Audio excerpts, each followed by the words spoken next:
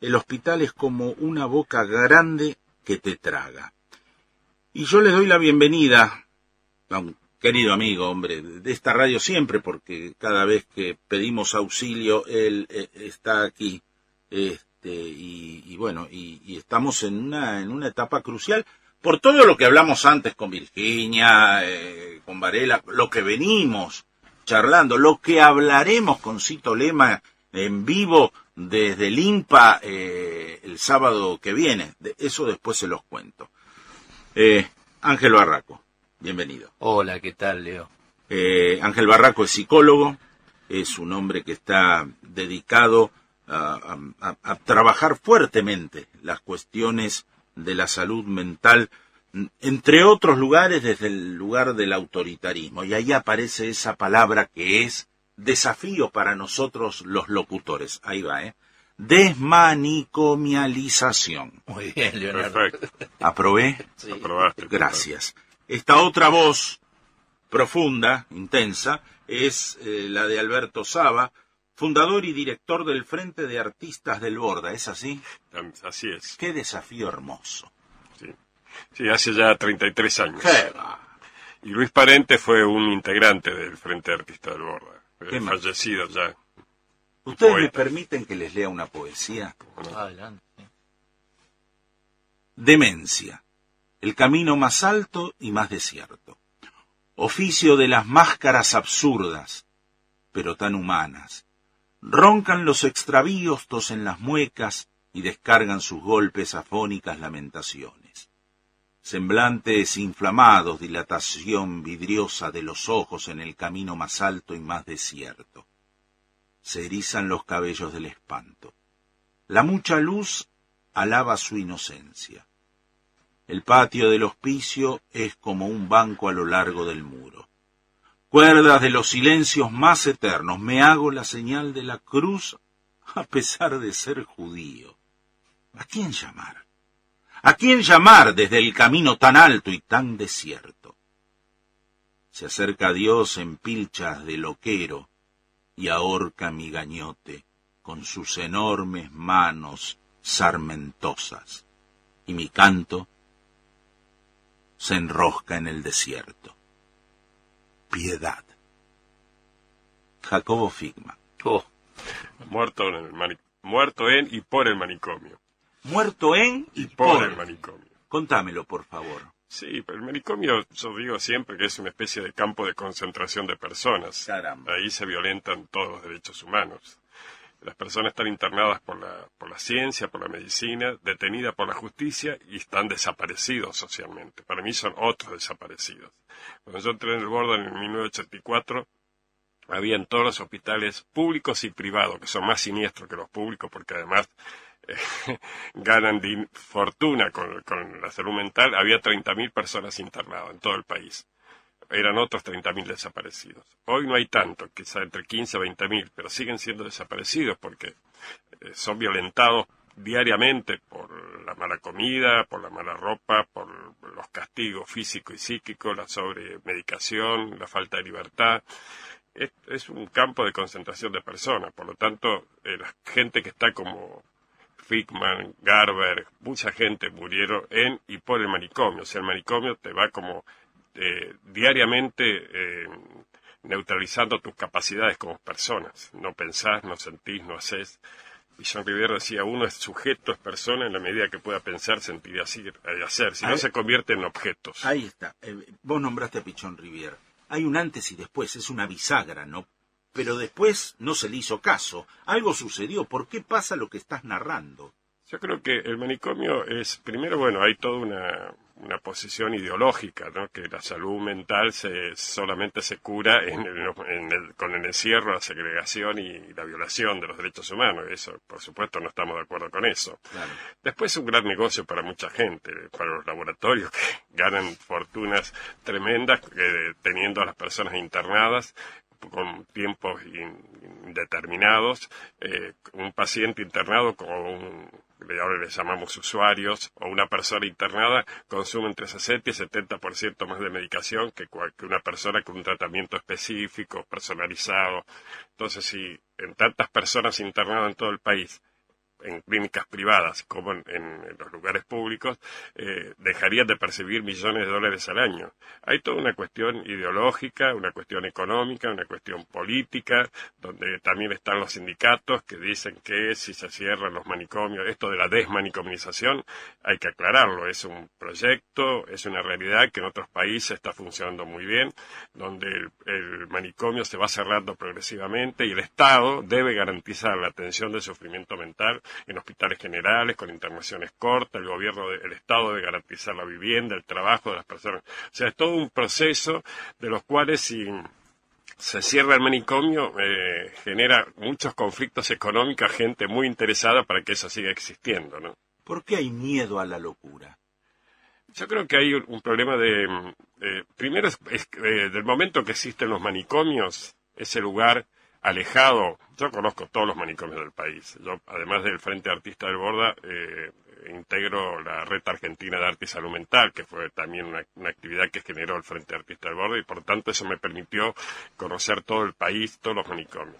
Generalmente los manicomios están fuera de la ciudad, alejados, son generalmente como lugares muy cerrados, donde todo lo que pasa ahí adentro no se sabe. Como no los se oculta. leprosarios. Sí, tal cual, tiene un poco como las cárceles, son esas instituciones totales que generalmente lo que pasa ahí adentro es un enigma. Entonces la gente se sobrevaloriza el tema de la locura justamente por el manicomio. La medida que el manicomio se pudiera cerrar y la locura o el sufrimiento mental pudiera circular entre la gente, no habría tanto miedo a la locura.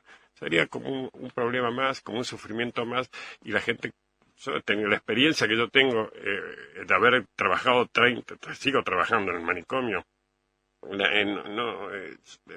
gente como uno,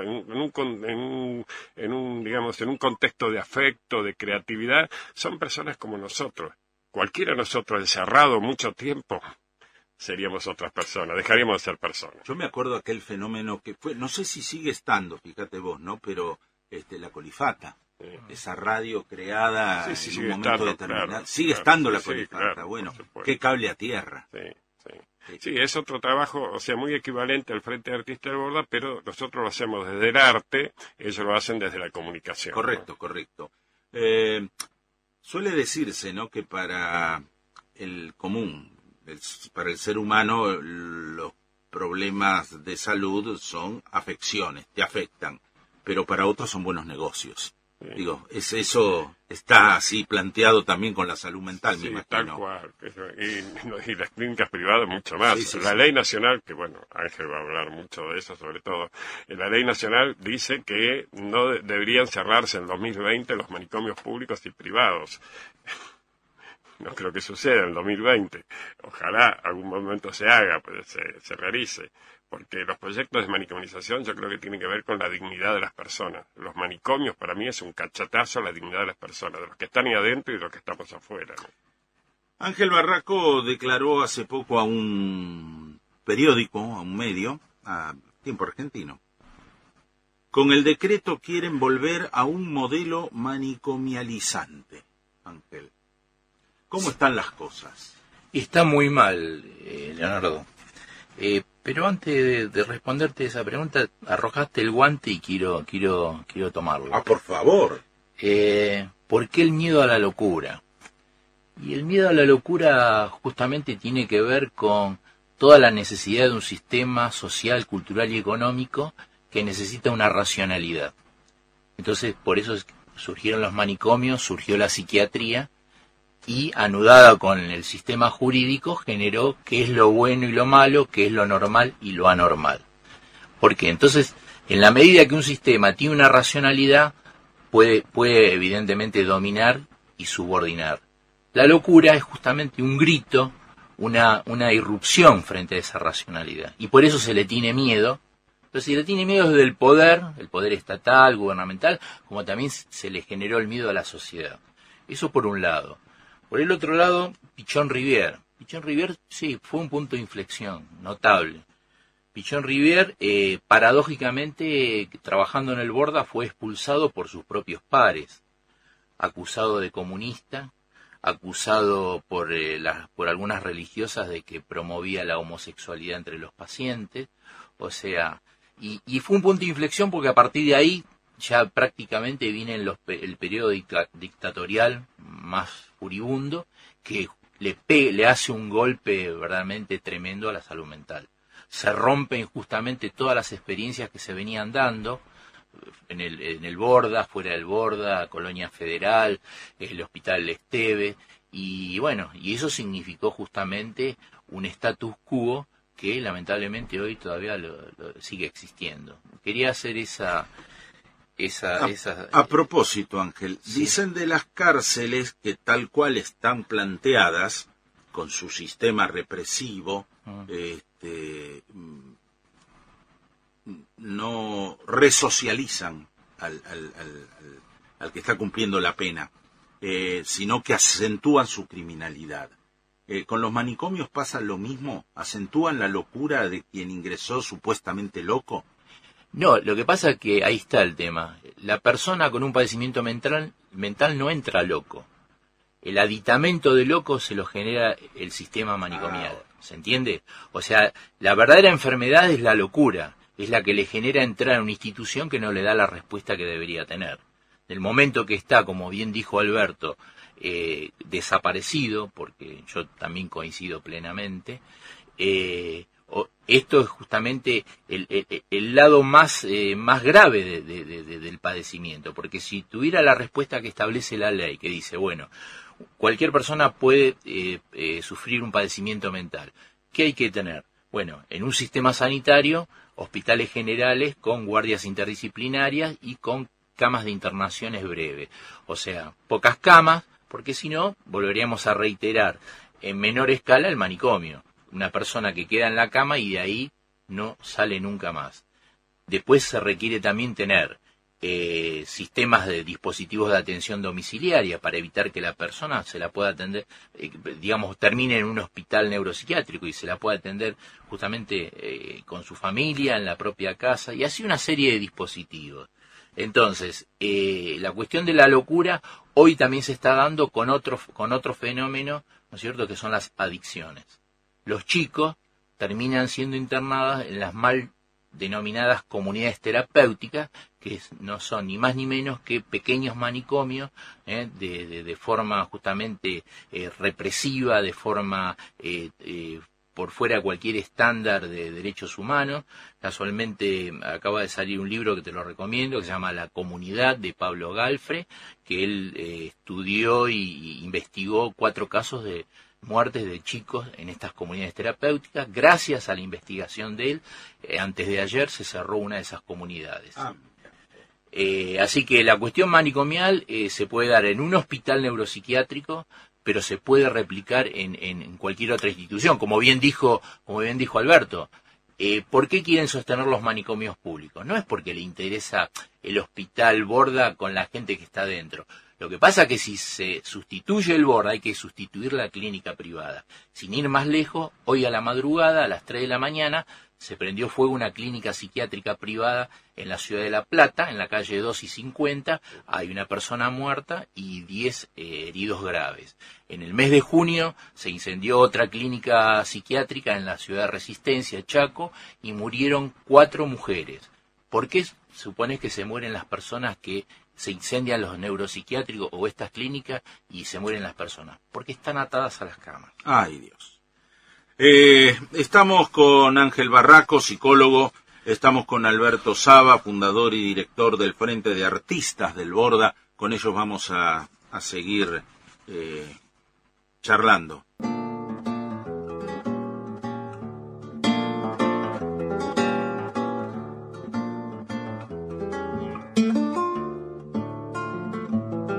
Bueno, tenemos rápidamente, estamos con Ángel Barraco, con Alberto Saba, con ellos vamos a seguir charlando la última media hora del programa, pincelada mediante. Las obras de teatro propuestas para el concurso que largamos al aire, ¿y dónde estará ahora? Acá está la pregunta, la cantidad de papeles que uno tiene en la mesa de trabajo.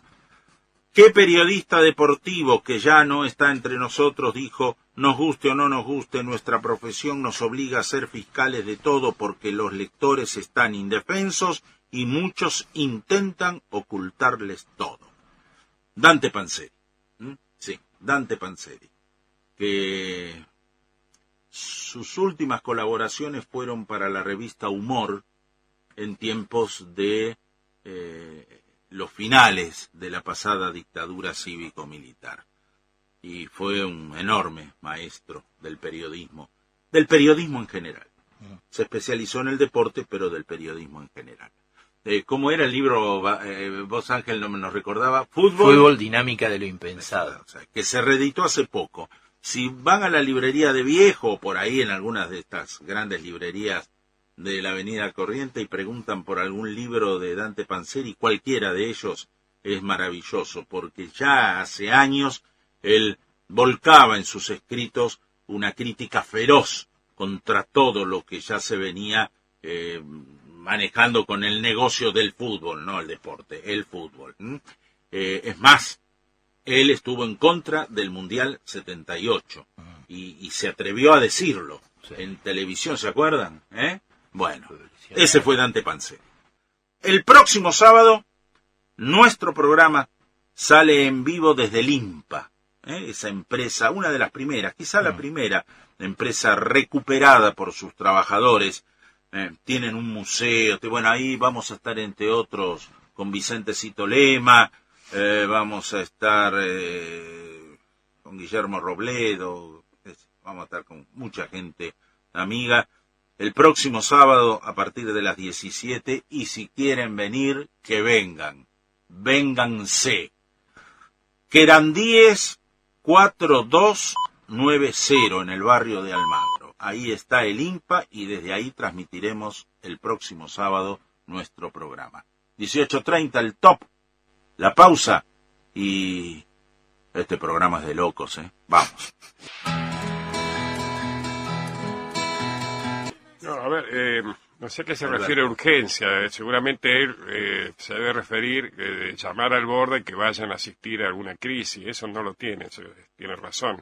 Sí está la guardia, ante una urgencia uno puede ir al borde y lo atienden. Eso doy fe que es así. Lo que le tiene es, bueno, vos llamás por teléfono, tenés un familiar o un amigo con una crisis y llamás al borde para que venga a atender a esa persona a su domicilio. No existe eso, no está.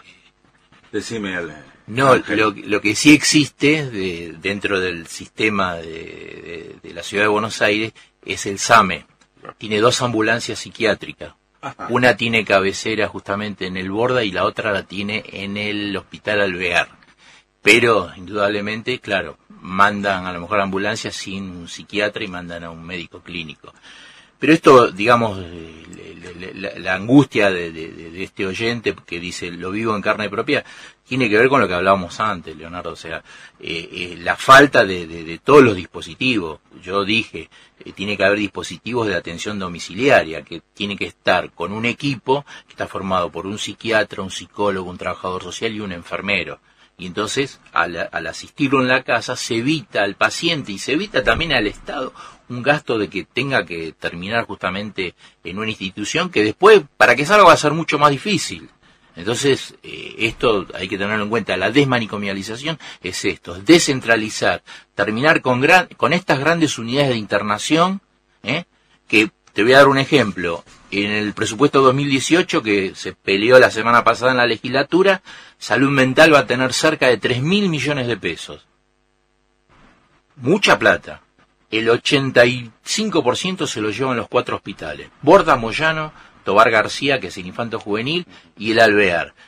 Si vos haces una cuenta, por ejemplo el Hospital Borda, con 800 millones de pesos, tiene aproximadamente 600 camas, estamos de alguna manera invirtiendo casi 100.000 pesos por mes por cama, y te das cuenta qué resultado tenemos. Quiere decir que aún la cuestión económica juega a favor de la desmanicomialización.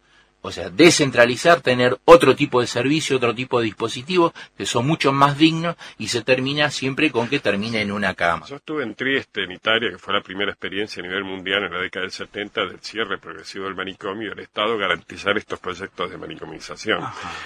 Una persona internada en Trieste, cuando yo estuve, el promedio era de 13 días. En los hospitales psiquiátricos en general los promedios son de 15 años en hospitales públicos.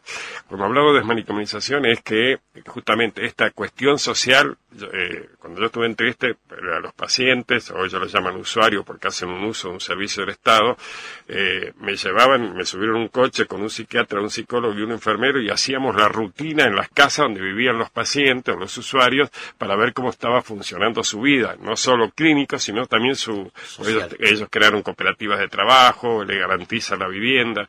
Ese dinero que recién decía Ángel, con todos los recursos económicos se pueden volcar a este sistema de manicomizador, o sea, con un tercio de lo que gasta el hospital en un paciente ya podríamos alquilar una vivienda y darle un dinero para que viva tranquilamente, con un tercio de eso nada más, ¿no? ¿Qué hacen los artistas del Borda?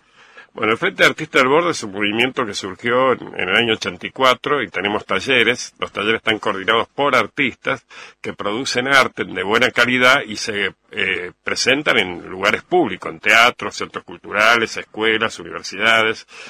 Últimamente hicimos un espectáculo en el Centro Olimpo, el centro que fue un campo de concentración, de desaparición y tortura de personas. Hicimos 4 sábados donde los 11 talleres del Frente de Artistas del Borda se unieron para producir un espectáculo que se llama Sin Reserva. Sin Reserva es porque le pusimos el título porque cuando quisimos hacerlo en la reserva ecológica, que fue uno de los lugares en el río que aparecieron los cuerpos tirados por los militares, no nos dieron el permiso para hacerlo en la reserva ecológica. El director de la reserva ecológica no nos dio el permiso.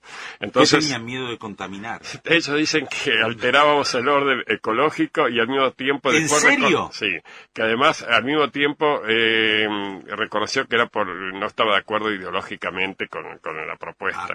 Entonces ahí tiró su verdad. Pluralismo y libertad. Qué grande. Y bueno, entonces lo hemos hecho estos sábados, que lo vamos a hacer ahora en abril porque tuvo mucha gente, mucho éxito. Bueno, Ángel estuvo el sábado pasado y ahí los 11 talleres se unieron para producir este espectáculo que se llama Sin Reserva, utilizando un espacio real donde la gente mira y participa permanentemente durante 1 hora y media. Pero en general hacemos esos talleres artísticos donde es un sistema muy cooperativo, pero incluso los recursos que generalmente el hospital no nos da recursos, pedimos recursos a veces al Estado Nacional, hacemos festivales latinoamericanos cada 2 años y cuando los recursos de los espectáculos generalmente se dividen entre los pacientes o usuarios, artistas del Frente de Artistas del Borda y también en el Frente de Artistas del Borda para cubrir sus gastos de material, música, pintura, que son muchísimos, ¿no? Yo cuando me casé con esa señora, ella sí, fue una locura. Dijo que la locura se habla bien. La locura habla bien, porque la locura también es creación, es romper con la racionalidad. Eso te iba a preguntar en un ratito. Entonces me te parece... estás adelantando. Ella me dijo, vamos a hacer las tarjetas de invitación, creo que fue al Borda, ¿no es cierto? Y fuimos y vimos cómo trabajaba la imprenta del Borda. Y ahí había al costadito un cartel. Yo digo, entro al Borda, yo no sé si salgo de acá. Pero bueno, esa es otra historia. Había un cartelito que decía sala de teatro o algo así. Digo, y estaban los chicos y las chicas que hacían las impresiones de gráfica. Sí. Entre otras tarjetas. Sí, hay un equipo. En el Borda tiene algunas experiencias sociales muy interesantes. Sí. ¿Cómo se llaman? Molineros del Borda. Exactamente, Molineros del Borda. Me pareció maravilloso. Sí. Sí, hay otro grupo que también trabaja con madera, recuperan muebles y venden, La Huella se llama. Ahí está el Pan del Borda, que es una experiencia que también surgió cuando fue el 2001, las asambleas. Antes el pan se hacía en el Borda, después se concesionó todo. Entonces, asamblearios tomaron la panadería y después generaron un movimiento que se llama Pan del Borda, donde hacen algún panificado. Que tiene que ver, sí, sobre la panificación, facturas y esas cosas, y la venden dentro del hospital y fuera del hospital. Fuera del hospital. Sí, claro. Si la gente quiere comunicarse con el Frente de Artistas del Borda, ¿hay alguna dirección? Sí, tenemos, en principio pueden ir, los talleres funcionan todas las tardes, de lunes a lunes, todos los domingos también tenemos talleres, es Ramón Carrillo 375, tenemos un mail que es frentedeartistasdelborda@hotmail.com, y también si van al Facebook Frente de Artistas del Borda, ahí van a encontrar una cantidad de datos y materiales, que lo cual se puede interiorizar qué es el Frente de Artistas del Borda, ¿no? Hoy un tipo trabaja, hace mucho que trabaja en una fábrica, de pronto la fábrica se cierra, pierde el laburo. Hoy una señora está trabajando contratada en una repartición pública y viene la reducción, le llega el telegrama, no la echan, pero le descuentan el 13, el 20, el 15% del sueldo. El jubilado va a sentir la misma sensación. Digo, la realidad política, económica, los modelos que se instalan, ¿pueden perturbar la salud mental del ser humano, del ciudadano? Totalmente, Leonardo. Justamente esa es la lucha profunda que tenemos en estos momentos con el intento que quieren llevar adelante de ir contra la Ley Nacional de Salud Mental, cambiando la reglamentación. O sea, hay todo un avance desde el gobierno y las corporaciones médico-psiquiátricas que han presentado un proyecto de cambio de la reglamentación, contradiciendo totalmente el espíritu de la ley. Y esto indudablemente, porque lo dice la misma Constitución, por el principio de razonabilidad, no puede una reglamentación contradecir una ley. Voy a tu pregunta.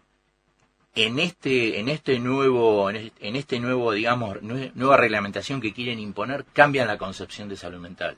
Y esto que vos decías, para nosotros, y así está establecido en la ley, la salud mental es un principio que está ligado a todo el proceso histórico de la persona, de las poblaciones, que está atravesada por la cultura, por la economía, por absolutamente todas aquellas cuestiones o determinantes que son sociales y que también afectan al sujeto. Con este criterio que quieren cambiar, que es la medicina basada en la evidencia, quieren regresionar a un principio donde todo el padecimiento tiene un origen orgánico o genético.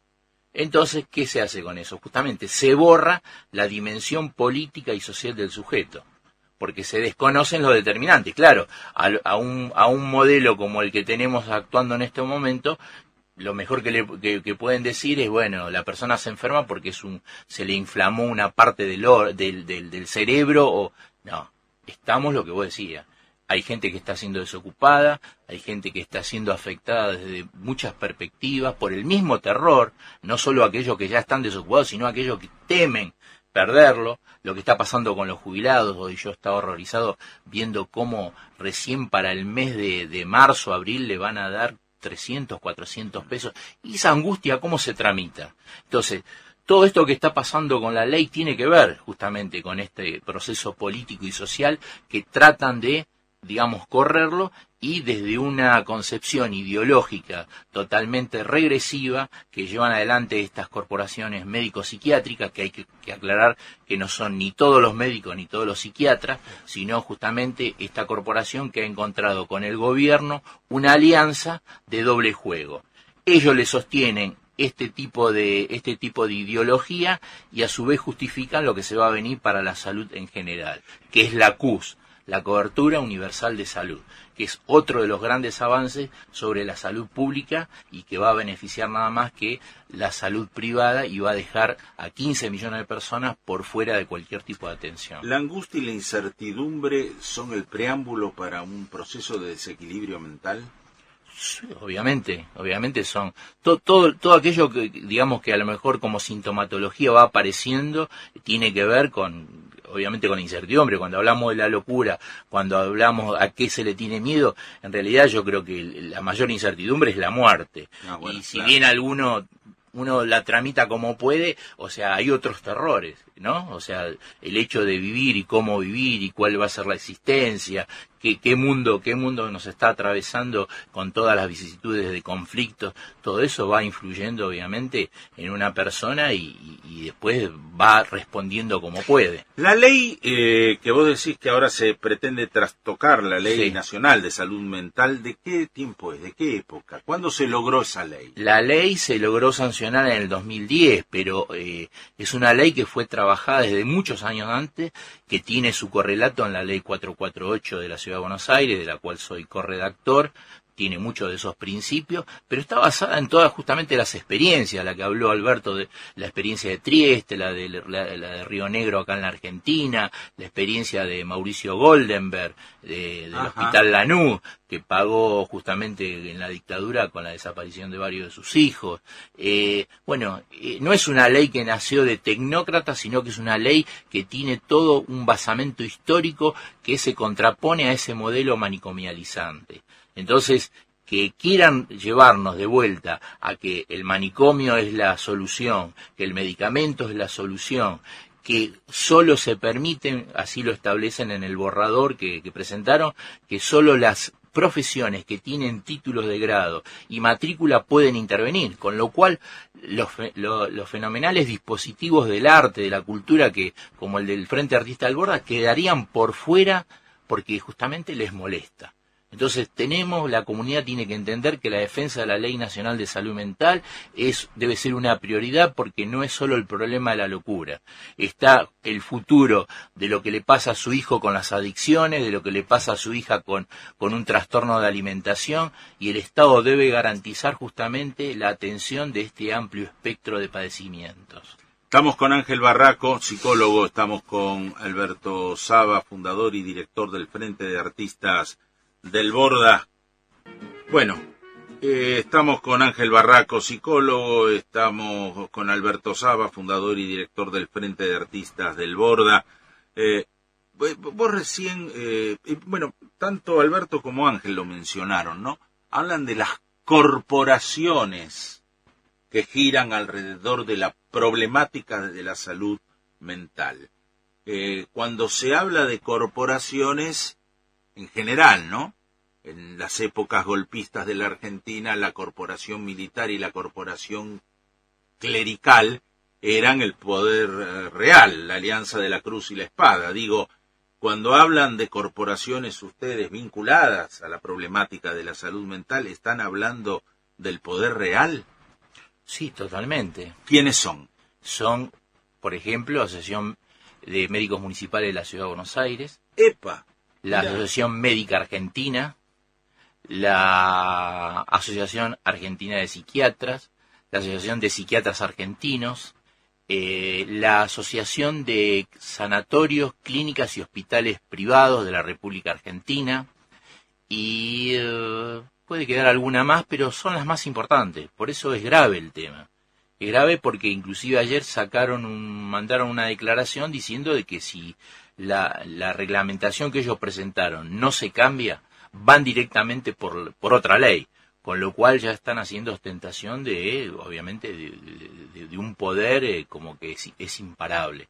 Y esto lo que hay que tener claro, que perjudica gravemente a la población que se atiende, porque es volver a un registro de atención que obviamente tiene que ser superado, y con esto obviamente también están detrás los laboratorios, las clínicas privadas, porque el negocio de la internación es muy redituable, y que va de la mano también del negocio de la salud privada, que va en ascenso. Así como se devastó y se denostó a la educación pública, también está ocurriendo el mismo proceso con la salud pública y con la salud mental pública, ¿no es cierto? Con todos estos temas ya luchaba Pichón Rivière en otra época, Alberto. Sí, claro. Por eso, como decía Ángel, fue despedido del hospital público, Bueno, ¿no? ¿se lo olvidó a Pichón Rivière? Se lo olvidó en estos sectores, en estos y en la sectores facultad, del poder. por ejemplo, de psicología. Claro. A eso pero iba a ir al tema. Vos sos psicólogo yo también. soy psicólogo social, yo soy artista, Ajá, soy artista, yo me he dedicado al teatro y al mimo, por Ay, eso qué mi lindo. convocatoria al Borda viene desde el arte.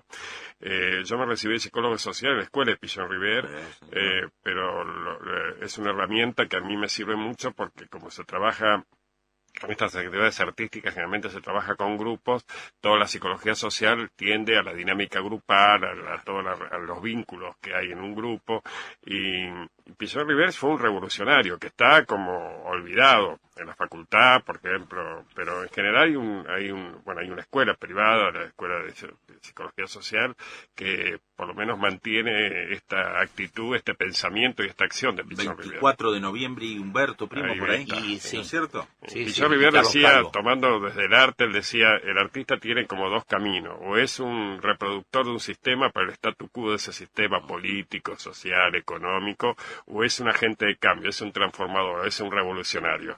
Nosotros desde el Frente Artista de Borda y de la Red Argentina de Arte y Salud Mental, que yo también integro y que organiza los festivales ahora, tenemos esta premisa, ¿no? De que el arte como un elemento de transformación, de revolución, de ideas y de organización. Ustedes conocen un libro, el de Balán, ¿no? Cuéntame tu vida, que es alrededor de la fundación de la Asociación Psicoanalítico Argentina. Ahí estaba Pichón, ahí estaba Raskowski, ahí estaba... Y de ahí hubo también expulsiones. Ajá. De ahí justamente se hizo la decisión de los grupos Plataforma y Documento, porque justamente el dominio de lo médico en APA, solo podían ser psicoanalistas los médicos. Y es lo que nos quieren llevar actualmente, volver a la ley de la dictadura de Onganía, que sigue vigente en el ejercicio de la medicina, la 17132, donde todas las profesiones son auxiliares de la medicina. En esa época quedó cesante Pichon Rivière, ¿no? En el Borda, Exactamente. en la época del Onganiato. Exactamente. Creo que antes. Antes de Sí, por Onganía ahí. fue. Sí, 60 y pico. sí. Me parece que antes. Que había tenido un problema, creo que con Ramón Carrillo, también en la época de Ramón Carrillo había tenido un problema el también. ministro de Salud en la época de Sí, Perón. en la época de Perón había tenido un problema, no sé si fue expulsado, pero sí fue como, él estaba como jefe de servicio y fue Desplazado. sacado de ese rol de jefe de servicio. Bueno, síntesis, porque nos tenemos que ir. Yo ¿Cómo quiero pasar está un hoy aviso. la ley? Quiero- Ay, pasar todos los avisos, a eso iba. Tiene que ver digo, con cómo está todo hoy, ahora. Bueno, ¿Qué va a pasar?